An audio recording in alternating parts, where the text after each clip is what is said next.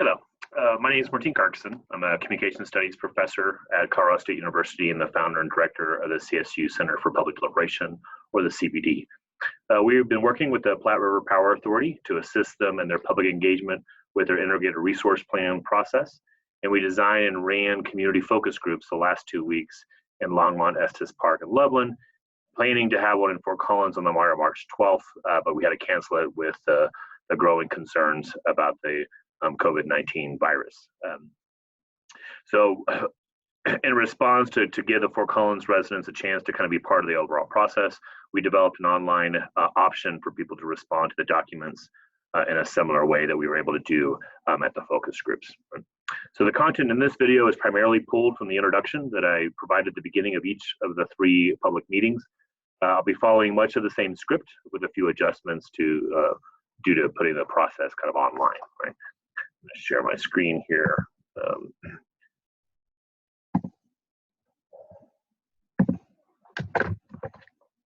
So to introduce myself, my work for about the last 20 years has focused on developing ways for communities to have better conversations about our shared problems and thus make better decisions. The CPD was developed as an ongoing experiment to support that work. It serves as an impartial resource for the Northern Colorado community. We've worked closely with cities, counties, school districts, and community organizations over the last 12 years.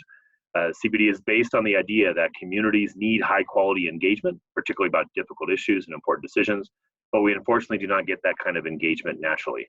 As I imagine many of you will agree, we unfortunately often get the opposite. Our political discourse often feeds division, frustration, and misinformation. So the CPD works to elevate our conversations by designing processes in ways that people can engage much more productively, particularly in terms of shifting from an adversarial mindset, which often brings out the worst in us, to a much more collaborative mindset to work on our shared problems. One thing with the meetings that we ran, rather than relying on one person at a time and a microphone, we trained CSU students as small group facilitators and note takers so we can take advantage of multiple small group conversations that not only allow more people to be engaged and allows us to capture much more information about their views, but also allows people to engage each other, learn from material and one another, and sharpen their views in the process. Overall, we hope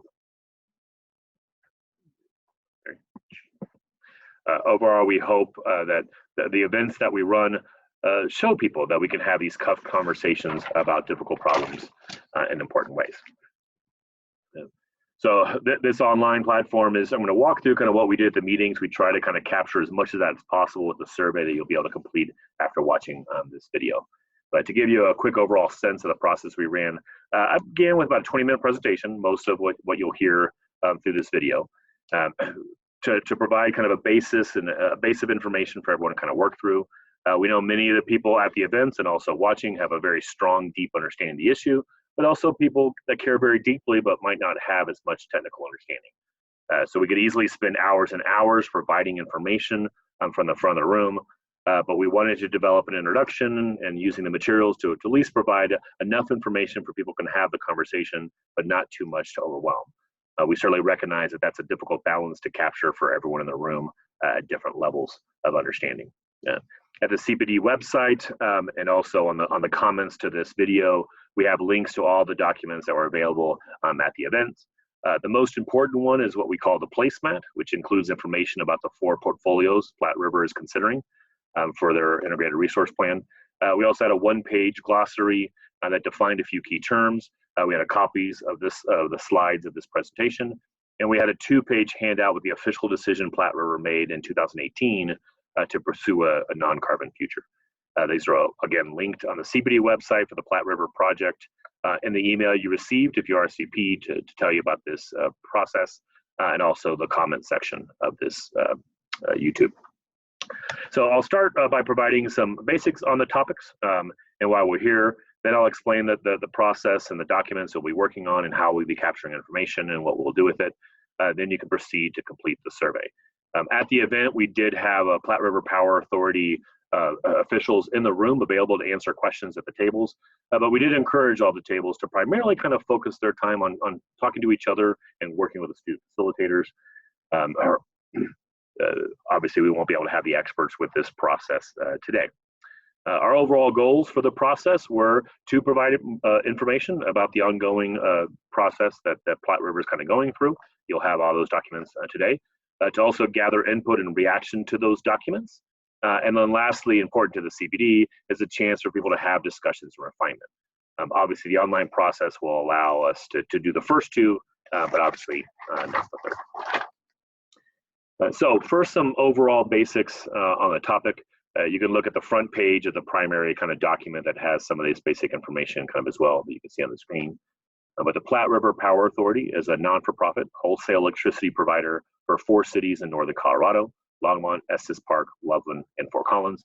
They are a public company that was created in 1973 by the 4 cities to generate and deliver electricity to the cities, which the cities then kind of turn and provide to their residents and to their businesses through their own utilities. Currently, Platte River relies on a mix of coal and natural gas plants, and then hydro, solar, wind, and market purchases to provide our electricity. In 2008, the board of directors of Platte River, typically made up of the mayor and the utility director of each city, voted unanimously to pursue a non-carbon mix by 2030, while also recognizing that meeting that goal would depend on some technological advances, as well as some tough decisions and trade-offs. The 2018 Resource Diversification Policy, which is one of the 2-page handouts that's available to you, has the actual policy that was passed and the specific kind of wording with that in December of 2018. This decision clearly signaled the board's strong support for the environment, based both on their own concerns about emissions and climate change, as well as also clearly responding to strong public support from the environment, from the leadership of the cities and the public of those cities. That will be an important point of common ground throughout this whole process as we go through. The specific reason for the forums in this online process is Platte River is currently developing their Integrated Resource Plan, or the IRP, which is a document they're required to complete every 5 years to lay out their plan for the resource mix in the coming years. To complete this plan, they have commissioned a number of studies from independent consultants and have engaged the public for the last year, including a series of events last spring and fall in each of the cities to summarize their findings to that point, to take questions, and to receive input. They also completed a broader public survey to a more demographically representative audience of residents and businesses last spring, and will complete another in the coming weeks. Those survey results, along with videos of all the presentations from last year and the Q&A and all the reports, are all available online, and the link at the bottom of your handouts, and again, that I'll post on the comments of this video. The forums and this online process is just another piece of this public engagement process. Though the survey you'll be reacting to, in the survey, you'll be reacting to a document created by Platte River that lays out 4 potential portfolios to consider that will inform their IRP process that will be completed over the next couple months. A key overarching aspect of this process is connected to Platte River's mission statement. This mission statement identifies their 3 pillars of providing energy and services to owner communities in a way that's safe and reliable, environmentally responsible, and financially sustainable. One term we use often at the CPD is the concept of wicked problems. A wicked problem is one that primarily involves competing underlying values that, when taken one at a time, are pretty universally supported. And these 3 pillars, providing reliable energy, being environmentally responsible, and being financially sustainable and affordable, taken one at a time, are strongly supported. Certainly in the survey, when we ask that, they all have a very high level of support, with reliable being the highest. What makes them wicked is these 3 things don't necessarily fit together very well. And as we work to kind of negotiate the inherent tensions between them, we have to have tough conversations of figuring out ways of doing that. So a big part of the work that we ask people to do at the forums, and what we'll be asking you to do as you go through the survey, is thinking through how do we best negotiate the tensions between these 3 pillars. Platte River's path towards non-carbon has seen significant changes over the years, with additional changes already scheduled for this year and next. In 2019, if you look on the right side of this slide, about 30% of the energy produced by Platte River came from hydro, solar, or wind. On the left side is their potential resources if everything is working at full power. You'll notice on that one important point that we'll kind of that we got to in the conversations and also in the survey is, if you look at natural gas, it's about 40% of the capacity if everything's running full bore, but it's only 1% of the actual use. So natural gas traditionally has been more of a backup for the power generation. One of the reasons that it serves as a backup is natural gas is very flexible in terms of being able to turn on and off quickly, but efficiently, and also having it at very different levels. So one of the points of conversation later on as we move more and more to non-carbon is, do we keep natural gas as this flexible backup kind of fuel in a way? Due to additional renewable sources already scheduled to be added over the next 2 years, we'll be at about 39% non-carbon in 2020 and 50% in 2021. With some additional solar already being considered, it will likely be about 60% by 2023. The focus of the process has been kind of the next steps after that as we go into 2030 and beyond. If you look at what we call the placemat, the pages 2 and 3 in the document that you have online, you'll see the kind of key question that we have ahead of us, which is, how should Platte River pursue this non-carbon energy future? The design of this placemat is based on a tool the CBD uses often, which is a National Issues Forum style framework. It focuses on a broad central question where we assume there's a lot of common ground with that question. And then provides at least 3 or 4 different options for people to kind of look through to consider how best to answer that question. Again, the question is framed in an important way. We are not asking whether we should pursue a non-carbon future. The question is clearly, how should we best pursue that? So again, it's a key point of common ground that we all agree we want to pursue a non-carbon energy future. What we're working through is, how do we best do that while still considering the 3 pillars of reliability, affordability, and safety with the environment. One key aspect of the path to non-carbon and negotiating the 3 pillars that will be key to these discussions, the analysis, is finding the ways to address the fact that solar and wind are simply not as consistent. Right? This slide provides an example of 5 days in January of 2018 with the green signifying wind and the yellow solar. A particular concern are the gaps identified by the black arrows, which are termed dark calm due to the absence of both wind and sun. This inconsistency is a challenge for planning and calls for significant storage capacity to ensure reliability. In this case, mainly what we're looking at right now is batteries to provide that storage capacity. Currently, we don't need such storage because of the consistent delivery of power from the carbon-based resources. So a focus of this process is to gather reaction to the 4 options regarding how Platte River will provide electricity to our cities as they work towards becoming non-carbon. We recognize different people will prioritize the pillars differently, but overall goals for the forums and for the survey is to spark conversations and thought, not in an adversarial tone of picking one of the pillars against each other, but rather a collaborative conversation working together to find the right balance of prioritization between them as a community. New technologies have already made this task much easier, as the cost of wind and solar compared to oil and gas has changed significantly over the years, bringing the environmental and economic pillars naturally much more in alignment in ways transcending the initial tension. So I'd like to briefly work through the documents to kind of clarify the process. First, the 4 portfolios were developed to provide clear options and differences to discuss. The board will not necessarily simply pick one of these 4 as stated, and we won't be asking you necessarily just to pick one. They're designed more to ensure a full conversation about the issue and to get into a lot of the kind of questions that we face. The final decision may include elements from the different options, so we don't simply want to hear which option you prefer, but why you prefer it. We want to capture notes more on the specific ideas and arguments in response to the bullet points, rather than just kind of a thumbs up, thumbs down. I should also mention that while the IRP will be completed over the next few months, the planning inherently will be ongoing. This plan does not lock them into a specific path.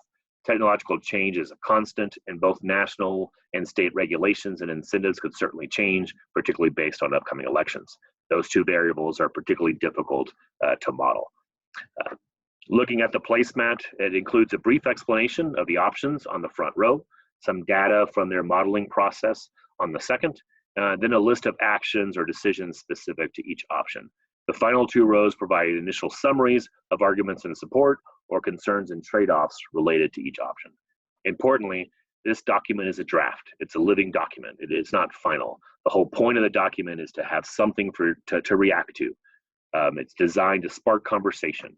And so together we hope that this process helps us refine and improve the document and provide Platte River with a lot of good information about how the public reacted to the information in the document. So the first portfolio provides a baseline for the modeling process.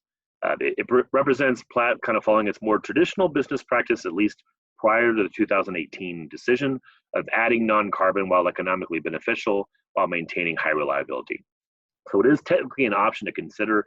It serves primarily as a starting point or almost a control to compare the other options to.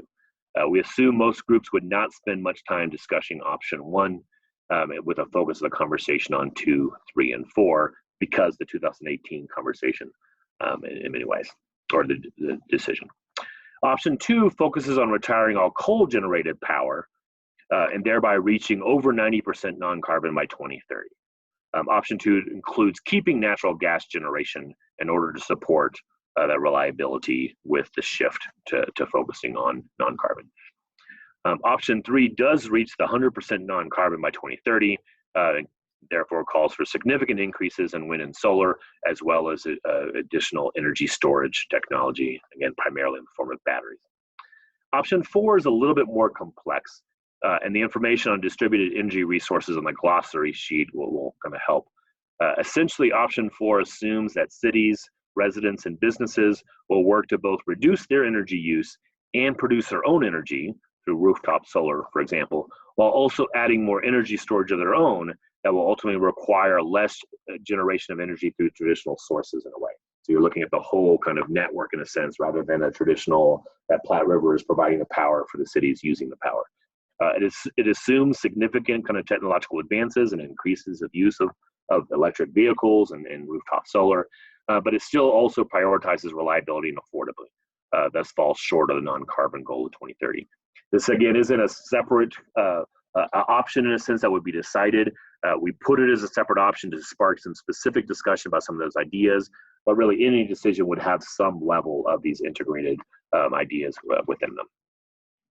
The last point about the document is that while it was developed by Platte River based on extensive analysis and modeling, we obviously can't walk through all the data and kind of reports that were part of this process, but they do have all their reports online available for people to engage if they like.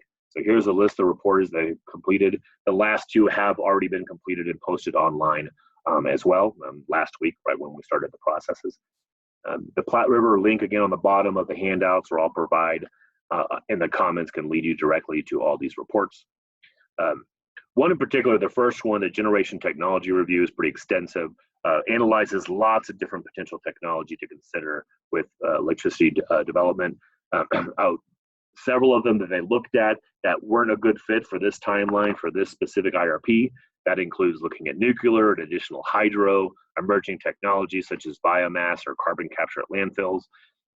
So you won't see those as part of this process. You can certainly bring them up. We allow them to bring them up at tables. You can bring them up in your responses to the survey, but I just want to explain why they're specifically not in the placemat, because after the analysis, it was seen for at this time, those weren't viable technologies to rely on for this IRP. So at the forums, the process unfolded this way. At this point, they basically shifted to these small group facilitated groups where people had a chance to introduce themselves and offer why they came, why the issue was important to them. Then they had about an hour to spend focusing on page 2 and 3 of the handout, walking through the 4 approaches kind of one at a time. We had a facilitator and a note taker at a table, capturing the discussion as much as possible, capturing specific kind of responses to both the options and kind of row by row.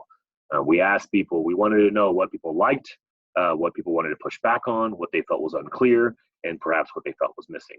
Same thing we'll be asking you on the survey. That way, over the 3 events and this online survey, we'll be able to develop a really clear sense of a public reaction to all parts of the document that we can report back to Platte River. Around 7:30, once every table's walked through the approaches, we shifted back to the back of the placemat, or page 4 in your document. Each table spent some time discussing the 3 pillars, and then we had 3 questions on the back that the CPD had identified that we wanted to spark some specific discussion on if it didn't come naturally earlier in the conversations. With a few minutes to go, we provided a closing survey for everyone to provide some demographic information and some questions about the process. So the survey that I developed tries to recreate this process online as much as possible. Will allow you to provide comments on each specific kind of part of the placemat document, and also asking you the questions on the back page, and a few of the questions on the survey about the demographic questions, and one overall question about capturing the most important thing that you want us to hear from your opinion. So in the coming weeks, we'll compile all the information from the three meetings and from the online survey, analyze that and provide it to Platte River as part of their public engagement process. If you provided an email through the RCP process, or you provide your email in the survey, we'll be able to notify you when that report is ready. So I'll close this video with a reminder that I encourage your survey responses to go beyond simply highlighting what you agree or disagree with, and rather provide specific reasons and arguments for your agreement or disagreement. That information will be much more useful for me as we analyze to pass on the information to Platte River, rather than simply a count of who supports what, particularly since we realize the response to the survey will not necessarily be representative of the community as a whole. With that, I appreciate the time you took to watch this video and then to complete the survey. I recognize the survey is quite long since we walked through all the 4 options and all the different rows of information. We don't expect people to put a comment for every single box, but the more responses you provide, the more data we'll have to give Platte River a clear sense of the public's response to their document. Thank you. And